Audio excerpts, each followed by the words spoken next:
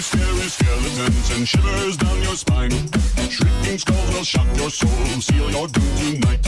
Spooky, scary skeletons speak with such a screech.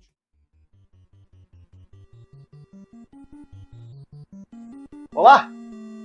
Sejam bem-vindos ao canal Caps Lock, é o nosso especial de Halloween. Nós temos alguns vídeos preparados para essa época especial do ano, onde nós vamos falar não apenas de jogos de terror e filmes de terror em geral, mas eu quero falar também sobre a cultura dos jogos de terror e por que ela é tão interessante para quem curte o meio.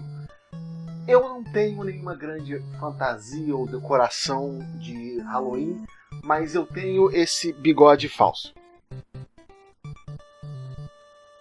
Eu acho que isso é o suficiente para aterrorizar todos vocês que estão nos assistindo.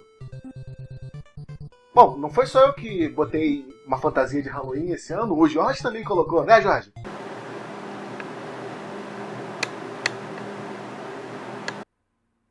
Perfeito. Perfeito. Sensacional. Um dos principais elementos que eu gostaria de falar com vocês aqui no canal Caps Lock, na grande diferença entre horror e terror. Mas agora você deve estar se perguntando, por que existe uma diferença entre os dois? É claro que eles são exatamente a mesma coisa. Bobagem, é claro que não. Horror e terror são conceitos diferentes, tanto literalmente explicados, quanto psicologicamente aplicados. E é sobre isso que a gente vai falar agora. No conceito tradicional da literatura gótica, a distinção entre horror e terror é o padrão literário e psicológico aplicado dessa seguinte forma. Terror geralmente é descrito como o sentimento de incômodo e antecipação que precede uma experiência de horror. Em contraste, horror é o sentimento de revulsão que se sente após alguma coisa assustadora ser vista, ouvida ou, em geral, experimentada. O que significa é que uma experiência de terror é um momento em que você sente que algo horrível está para acontecer com você. É quando, por exemplo, em Silent Hill, que você está jogando e do nada o seu rádio começa a tocar, avisando que existe um demônio por perto. Ou em Silent Hill Shattered Memories, que é quando você começa a ver o mundo ao seu redor congelando, avisando que os demônios estão perto, mas você ainda não os viu. Por outro lado, terror é o sentimento que você sente quando em Dead Space um monstro pula na sua cara e começa a ameaçar furar a sua cabeça com tentáculos e presas e... Então você deve estar se perguntando, por que nós temos um único gênero de videogames voltados para experiências assustadoras e desconfortáveis, quando nós temos dois gêneros para descrever situações de terror, uma pré e uma pós? Bom, em geral, a ideia dos videogames é que eles tentam mesclar os dois sentimentos. Eles tentam passar para você as duas experiências. Você sente a antecipação de um momento de terror se aproximando e você sente o horror de uma experiência que você acabou de passar e sobreviver, caso você sobreviva. Essa é a grande ideia do videogame, das experiências interativas, das narrativas interativas. Você deixa de ser passivo no que a história está tentando te contar e no que os elementos de jogo estão tentando te apresentar, e você passa a ser um jogador ativo na narrativa, você passa a ter agência sobre a situação. Então o impulso de terror passa a ser absorvido diretamente em você, ao invés de você experimentar ele por proxy, através de uma literatura ou de um filme, observando personagens sofrendo uma situação. Por mais que você esteja vendo, por exemplo, Leon Kennedy sofrendo contra zumbis, é você que o controla e o impacto acontece diretamente em você. Enquanto quando você está assistindo um filme, você sente o horror da situação pelas quais os personagens estão passando e o terror pelo que eles ainda vão passar. Mas você é passivo na experiência, você está vendo, observando aquilo que outros personagens estão observando, porque você não tem agência, você não tem controle. E essa é uma grande distinção do terror eletrônico para o terror da literatura comum. Por exemplo, uma grande distinção que eu posso dar para vocês entre terror e horror é que terror é o medo de que eu provavelmente vou ficar extremamente envenenado por tanto colocar essa cola vagabunda desses bigodes na minha cara. Horror é a ideia de que eu estou começando a sentir coceira debaixo dos meus lábios. Por isso, quando se trata de videogames, eu quero compartilhar com vocês duas experiências. Uma pessoal minha e outra reconhecida mundialmente pelas pessoas que curtem videogames de terror em geral. E essas duas experiências mostram bem essa diferença de horror e terror e por que às vezes ela funciona e por que às vezes ela não funciona. A primeira experiência que eu posso partilhar com vocês é um jogo que eu joguei na minha infância chamado Alone in the Dark: The New Beginning, para o PlayStation 1. O que aconteceu naquele jogo é que enquanto eu jogava, logo a primeira cena do jogo tem você em frente a uma grande mansão. E você sabe que você vai entrar nessa mansão e que tem coisas horrorosas esperando para te pegar lá dentro. Essa é a antecipação do terror. Você sabe o que você está jogando, você sabe o jogo que você escolheu. Você não sabe que tipos de monstros e problemas você vai enfrentar, mas você sabe que eles estão lá. Porém, o jogo fez uma pegadinha comigo e ela me pegou completamente. Logo quando você entra nessa mansão, ainda no quintal dela, um raio cai iluminando a cena inteira. E por um instante, uma imagem de um monstro aparece atrás do protagonista, prontinho para atacá-lo. Eu me assustei naquele momento. Eu puxei a minha arma, que tinha um número limitado de munições, e descarreguei minha munição inteira num arbusto. Porque não tinha monstro nenhum lá. Era um truque do jogo, tentando me enganar, tentando mexer com a minha cabeça. O terror veio porque eu sabia que eu estava jogando um jogo de susto, de medo, de monstros. Mas o horror veio quando eu vi um monstro imediatamente atrás de mim, quando eu ainda não estava pronto para me defender. Mesmo eu tendo meios para isso. Por isso o jogo mexeu com a minha cabeça e conseguiu de fato me assustar. E eu nunca mais joguei aquele jogo, até agora eu não sei como é que acontece. Não sei. Eu aluguei aquele jogo de múltiplos CDs e eu devolvi e eu nunca joguei de novo. Então, parabéns. Outro exemplo reconhecido mundialmente é Doom 3. Doom 3, quando foi lançado, era o revival de Doom. E Doom por si só não é necessariamente um jogo de terror.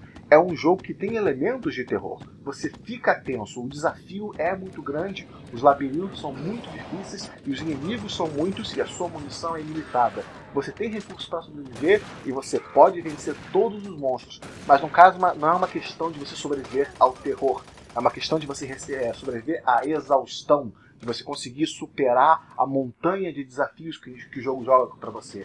E quando o Doom 3 foi anunciado, todo mundo estava esperando que o jogo ia trazer de volta aquele estilo arcade de você contra o mundo, no caso você contra o inferno, sobrevivendo contra ondas e ondas e ondas de inimigos infernais que querem acabar com você a todo custo. E o que nós conseguimos, na verdade, foi um shooter absolutamente escuro, sem graça e sem sal nenhum, e com um monte de sustos de graça. Os sustos gratuitos, os jump scares da vida. E isso não teve graça nenhuma, ninguém se interessou e o jogo caiu na obscuridade. Mas por que ele não funcionou? Onde está a falha do jogo? Uma coisa que a gente entende de Doom 3 é que os mapas do jogo foram construídos para te assustar. Uma questão de que a mecânica do jogo e a arquitetura do lugar onde você estava não era importante. O importante era ter armários e tubos de ventilação para que monstros pudessem sair e atacar você.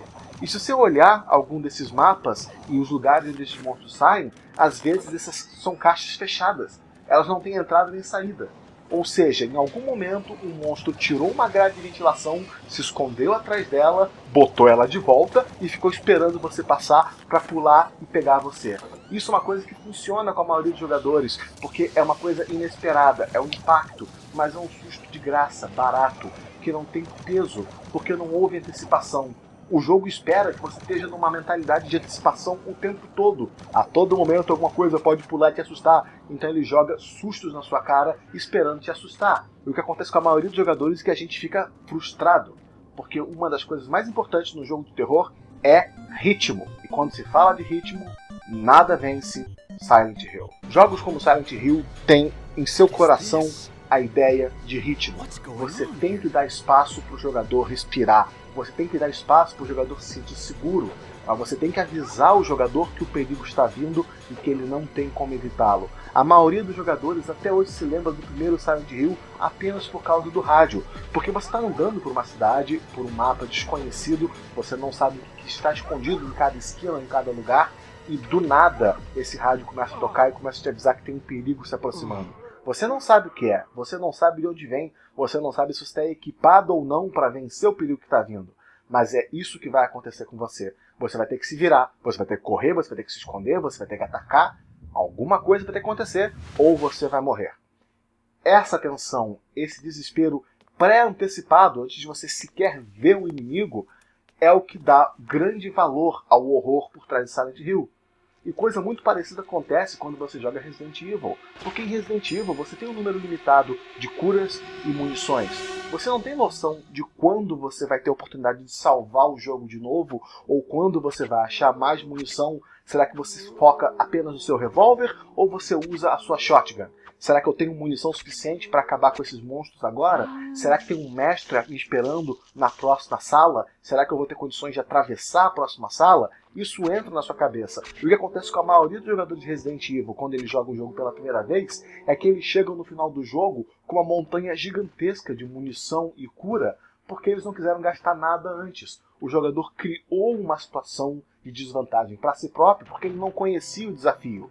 Então ele resolveu se guarnecer, se proteger, para poder sobreviver o desafio à frente. E isso é um sentimento que o jogo causa diretamente em você e que mexe com a sua cabeça. Você se sente na obrigação de se proteger e de se defender. Você não sabe quais são os riscos que estão à frente. O jogo pode pegar você a qualquer momento. E isso faz dele um excelente jogo de horror. Por outro lado, você tem jogos como Dead Space, que embora sejam assustadores e tenham seus bons momentos, em grande parte eles não são tão populares assim. Mas por quê? Bom, um dos grandes motivos por isso é o fato de que o jogo te dá poder demais. O seu personagem tem a possibilidade de destruir caixas e monstros apenas com um pisão violento que faz eles explodirem na tela, cheio de sangue, tripas e tudo mais. A cada 5 minutos tem um monstro pulando bem na sua cara, a 3 centímetros da tela, e se você não reagir rápido, você vai morrer numa cutscene pré-renderizada com aperto de botões rápidos. E que graça tem isso? Você não está sentindo a emoção no momento, você não está sentindo a preparação da sala. Você chega num corredor em que o jogo te entope de munição e itens, e depois você entra numa sala gigante aberta. O que você acha que vai acontecer? É claro que vai sair um monstro gigante daquela porta ali no cantinho, e ele vai vir me atacar nesses pilares aqui, e eu vou ter que dar a volta nos pilares e acabar com um monte de... Isso é estratégia de combate, isso não é terror. Isso não é horror. Isso não é nada a não ser sustos baratos. E é por isso que esse jogo não fez tanto sucesso, embora seja um bom jogo. É porque a empresa tenta focar demais nos elementos de terror e esquece do ritmo, esquece da preparação e da ambientação. Você não pode jogar um inimigo numa arena gigante e esperar que o jogador não se prepare para aquilo. Do nada você entra numa sala que tem um monte de proteção para você se esconder.